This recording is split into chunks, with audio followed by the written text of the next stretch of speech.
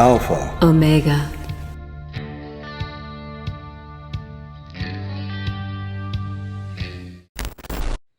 Aha, we haven't talked about the magical wars lately. Hollywood being exposed at the Golden Globe 2020 was epic. It looks pretty positive for us lately. I'd like to have your opinions on this. Oh, sure.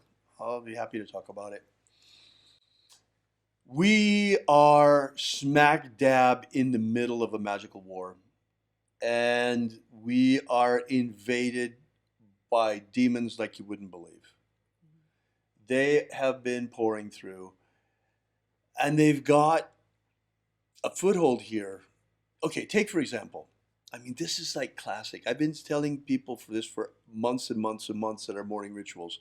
We're invaded by demons. Many of our leaders, politically, industrially, even spiritually, all of these leaders, not all of them, but many of them are demon possessed. Yes.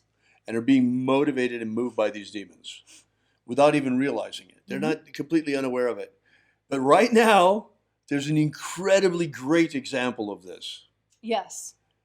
Go watch again the State of the Union message. But instead of watching Trump and his speech, watch Nancy Pelosi behind. Oh, yes. She becomes more and more and more agitated. By the end of the speech, she can't control the demon at all anymore. It's totally controlling her. Yes. She's doing things that make her look so bad that if she were consciously aware of what she's doing, there's no way she would be doing that. I mean, come on. How many times does she have to see herself lick her dentures in public on camera before Right. she starts figuring out that the poly grip she's using is It's not working. It's, gosh. It's really astonishing that some people can be so unconscious of their physical body, that you can't control your physical body. Now, I understand, I've seen commercials about people who can't control the way they move, and the darting tongue and the weird thing about the feet, but I hope she's not on antipsychotic medicines that are making her tongue dart about her mouth like that. Right. Geez, that's kind of frightening. Or her toes wiggling uncontrollably in her shoes under the desk. I mean, This is it. Scary. It's not so easy usually to spot this in people. But in this case, it was just over the top. It was just so obvious. You could see it. And I'm surprised none of the news commentators, nobody ever, even in the fringe news commentators, nobody would say, hey, that looks like demon possession. Because that's exactly what it looks like. Right. It's a classic case of demon possession. Yes. So, the problem is, we've been in this war for a long time, and we've been getting our asses kicked for centuries Right. because of the fact that the black magicians have been using some really diabolical stuff. Yes.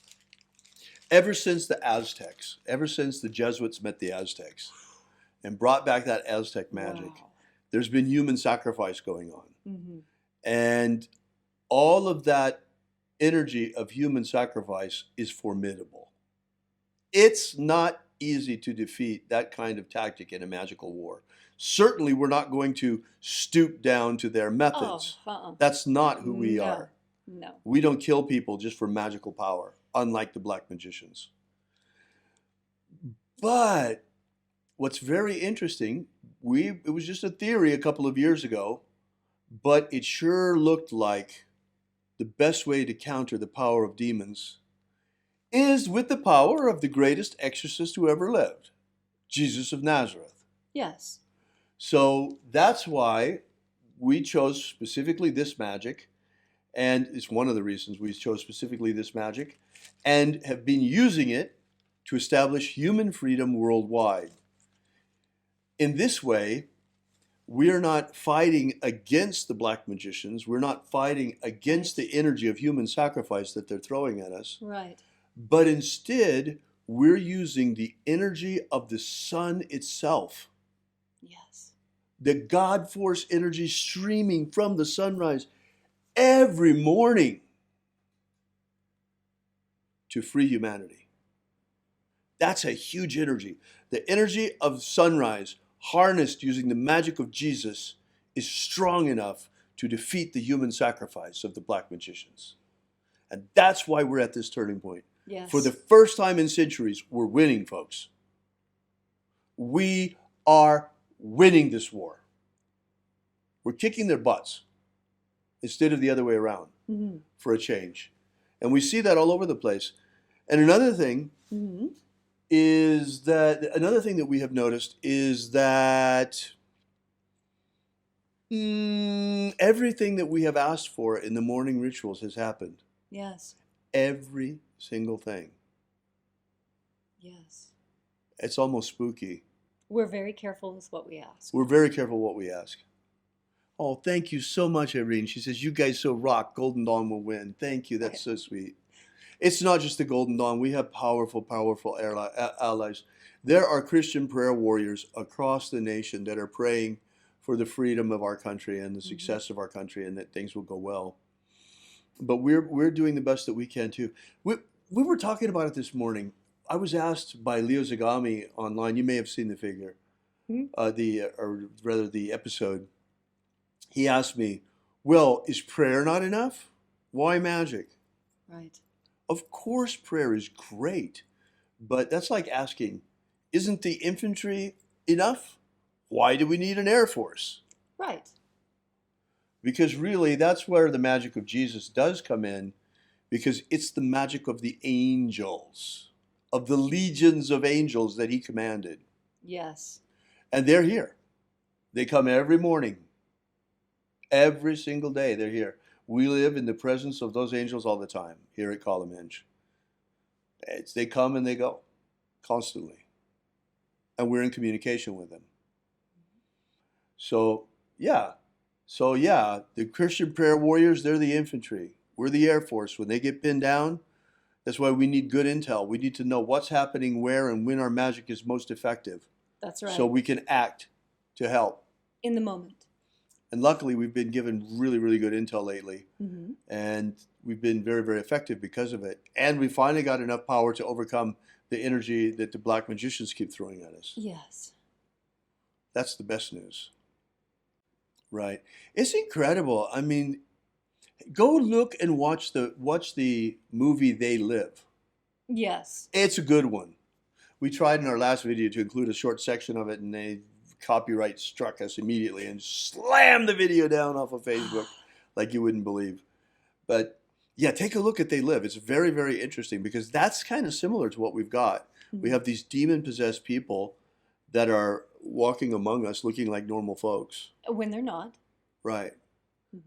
There's very, very little of them that is left. In some of these people, there's only the demon left.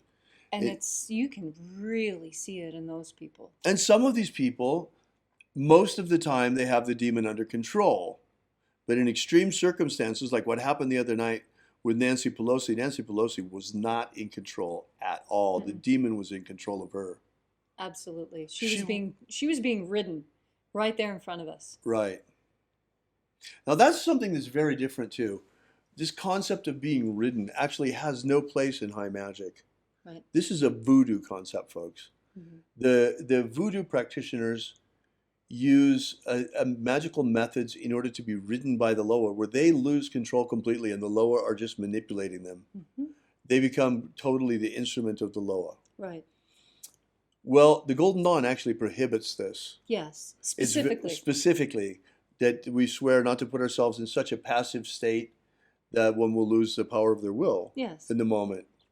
So they were thinking more about mesmer and that sort of thing at the time. Right, right. But it fits very well with the voodoo craze that's going on. Was going on. Was going on in Wicca, especially. Yes, especially in Wicca. Yeah. And it's really because they have this concept in Wicca of drawing down the moon and drawing down the power of the goddess and the god. Well, that's fine if what you're doing is using a technique like the Assumption of God forms in the Golden Dawn. And then at the end of it, you take them back off. But these people putting on these God forms and never taking them off, and they're doing it not like we do, interacting with the God forms, but they're doing it like the voodoo practitioners do, allowing themselves to be ridden. Yes. Causing all kinds of problems. Yes. And it's really leaking out into Wicca and causing problems because They don't understand that, and I'm going to let a little secret slip. Almost all the founders of Wicca were Golden Dawn practitioners. So there's so much Golden Dawn magic in Wicca that if you were ever to pick up a book and start going through it, you'd say, oh, well, this is that, and this is that, and this is that, and this is that. Why did they just change everything? Why didn't they just do Golden Dawn? And you've got two layers of influence. You've got the Crowleyan influence, unfortunately, Golden Dawn information filtered into Wicca through Crowley, but you also have Dion Fortune's influence. Yes, and Dion Fortune was wonderful. She very carefully went through with a fine-tooth comb and picked and teased out all of the influences of Crowley as much as possible. And that influence, which seemed too deeply ingrained, she showed how it was not only fully borrowed, but it wasn't even his idea to put it in there. Many of the greatest ideas that what's his name had were actually, of course, stolen from people that he worked with. And that's the other thing we always recommend, is that when you learn something, you take the time to tell people where you learned it. Right. Because unless you start talking about, well, with people who are interested, of course, when you start talking about, well, I do Golden Dawn magic and this, that, and the other with select people, which you can do, it's important that when you give them an idea, that you give them a name that they can go to, so that if they decide that they want to do research on things that maybe you're not even interested in, you've given them something more to go on. And Dion Fortune, absolutely incredible woman. She was a formidable force in at least 3 different magical traditions that I know. Also, she brought very much psychology to magic. Yes, she did. And was a profound influence on Rigardi. Yes. Rigardi, after his split with Crowley, oh gosh, you probably have heard about this, but I've never told the story on camera before, so I actually will tell the story now. Israel Rigardi, as a very young man, went to become the personal secretary of Aleister Crowley.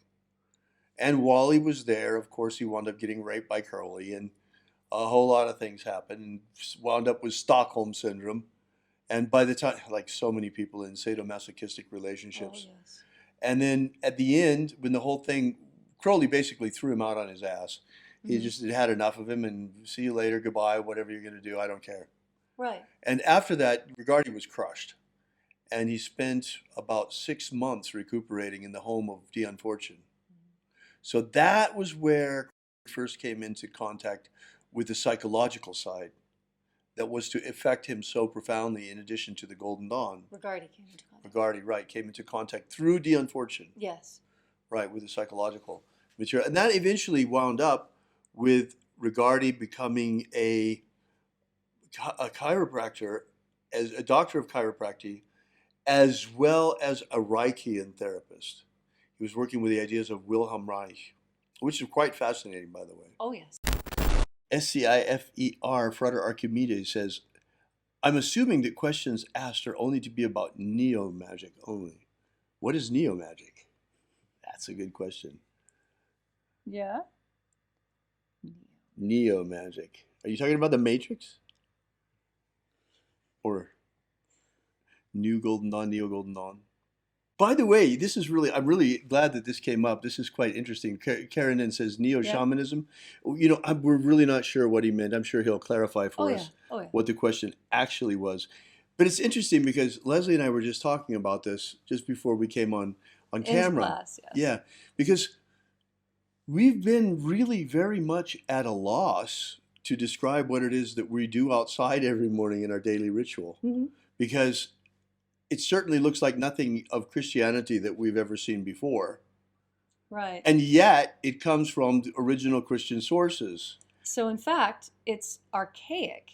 Yeah, it's archaic. It's the magical bit that was repressed in the 3rd century and gotten rid of, and they didn't want it, and now it's back. Right. So what else came back? Right.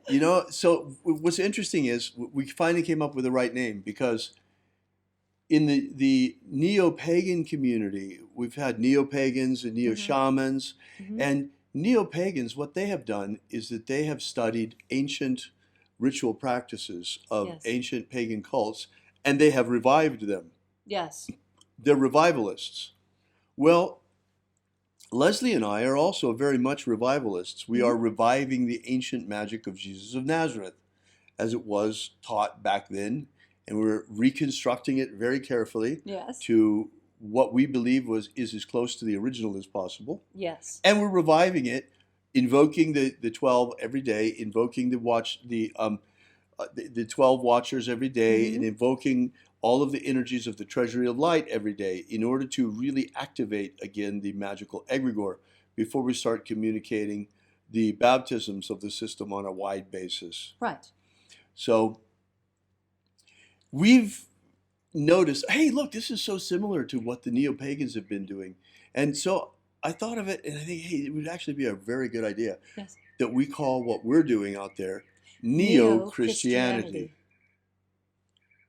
Yes. Because just like the pagan tradition that I come from, where you carefully scan the anthropological records and you go through the museums and you look for the old leftover, the original spells, the original rituals written in the original languages, translate it, dust it off, try it out. I did that with a lot of paganism. And now we're doing it with Christianity, with It's Christian magic. fantastic, and it works just the same way. It's just as effective, and dipping into these energies that haven't been worked with in hundreds and hundreds of years feels so nice, because it's like drinking water from a very, very deep well. And when you see it, the water it has a blue tint to it because it is so clean and so pure and so prehistoric and preserved. It looks different from all the other water on earth. That's how this magic is to me. It's really amazing. And the opening of the treasury of light is amazing in and of itself. But the real beauty of this system is the baptisms. And that's what makes it so unique, in the sense that if you talk about Christianity has basically abandoned magic completely. 1,700 years ago. And except for prayer, interestingly enough, and prayer is a very powerful form of magic. Yes. Now, but the magic of Jesus and the whole notion of Jesus as magician was deliberately stomped out. Yes. Because the people of the day saw Jesus as a magician. Almost everybody did. And when the Christians were trying to proselytize, oh, you mean Jesus the magician? No. We're talking about Jesus, the Son of God. Well, yeah, but Apollonius is Son of God too, and I heard he's doing all the same stuff that Jesus is doing. So what have you got that's different? So they had some problems. Hi, Greg. Hi. Neo-Judaism, Greg says. Good idea. Yeah. Okay, Neo. Or Meo-Judaism. That's great. Oh, that's great. Neo-Christianity. Yeah, Neo-Christianity. Why not? I like it. It's a very accurate description, because Neo-Christianity carries with it the idea of the revival of an ancient practice and the reconstruction of ancient rites. And that's exactly what we're doing. Yes. Yes, it is. And it needs to be done. Christianity has many times over gone into new areas and absorbed new techniques into itself. And this is no different, except this is more like Christianity coming home to its actual roots. I like the idea of Neo-Christianity because, in contradistinction, because, for example, in the Bruce Codex, there's absolutely nothing about the Eucharist ritual. Never, nothing. Not at all. Nothing. It's completely missing. It's just not there. Instead, there are other sacraments. Oh, yes. The baptism of the waters of life, the baptism of fire, the baptism of the Holy Spirit. These are the three primary sacraments of Neo-Christianity. Yes. It's very exciting. It is indeed. Especially now that we come up with the name. Right. Well, because naming things is important. In fact, naming things is the first way that language really became established. Right. What is that? Well, it is called this. Well, how did you come up with that name? Well, I don't know. Well, they say that because everyone says, well, the neo-pagans, it's not like original paganism, it's new, it's neo-paganism. Right, right. Okay, fine. Well, then what are you supposed to call a religion that was a part of Christianity 2,000 years ago and yet has been missing for, say, a millennia and a half? Right. So and is reconstructed and revived. Obviously, it's neo. Yes. So, neo-Christianity. Well, that's about it. Thank you so much, folks. Really appreciate your being here. And remember, have faith and expect a miracle. May your magics work better than expected.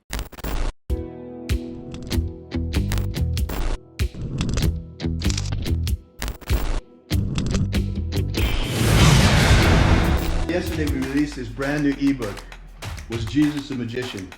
Give you the basic background of the rediscovery of the lost books of Yahweh, how it happened, why they were repressed, why it is that the magic of Jesus was nearly destroyed and wiped from the face of the earth, and the miracle by which it survived. How we only have one precious manuscript of this ancient knowledge, and that's truly all there is left. Well, maybe in the Vatican they have it, but they're not about to give us that to fill in the little gaps that we've found. So be sure to make sure you download this. You don't want to miss this. You can get it for free for now at thesecretsofjesus.com. Thesecretsofjesus.com. Are you familiar with the Rosicrucian with what's his name? He's popular in the States. He's the president or the Emperor. Imperator. The president. Emperor. Imperator. From the Golden Dawn. What's his name? Oh. David Griffin holds this position as Emperor. Imperator. David Griffin. David Griffin. David Griffin. David Griffin. David Griffin. Have David Griffin. I saw an email yesterday that he sent out about, there's a magical war going on. The Mage War. Demons of the infernal realm. Find all of them. There is really a magical war going on. The Mage War. There is a guy called David Griffin who is heading all these magicians. David Griffin is S.L. McGregor Mather's present successor. David Griffin. David Griffin. David Griffin. David Griffin. I'm Golden Dawn Imperator David Griffin. David Griffin. David Griffin. David Griffin. David Griffin. Now David Griffin. There's a magical war going on. So there is really a magical war going on. Alpha Omega.